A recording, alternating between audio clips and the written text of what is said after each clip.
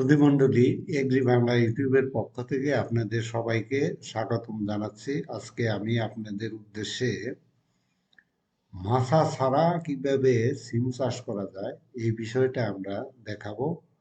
আপনারা ভিডিওটা শেষ পর্যন্ত দেখবেন।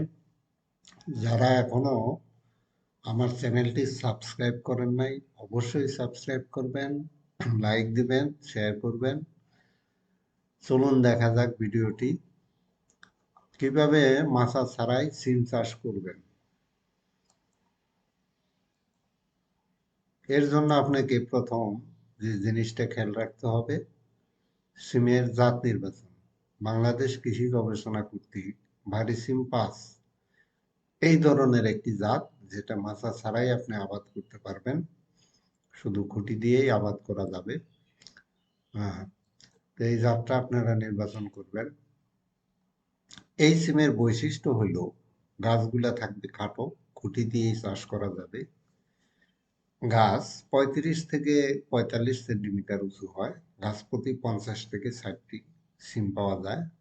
লাগানোর 35 থেকে 40 দিনের মধ্যে ফুল আসে, আর 75 থেকে 80 দিনের মধ্যেই সিম তোলা হয়ে যায়।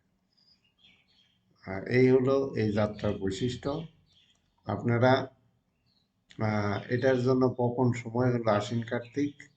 আর এর জন্য আপনারা একটা লেআউট ফলো করবেন, যে এখানে দেখানো হয়েছে যে সারি থেকে সারির দূরত্ব। আপনারা এরকম নালা করবেন, প্রতি 2 সারির মাঝখানে একটা করে নালা হবে, 50 সেন্টিমিটার নালা রাখবেন।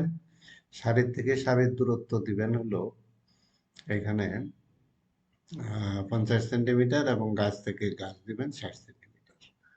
এইভাবে লেআউটটা করবেন এবং প্রতি গাছেই খুঁটি দিতে হবে।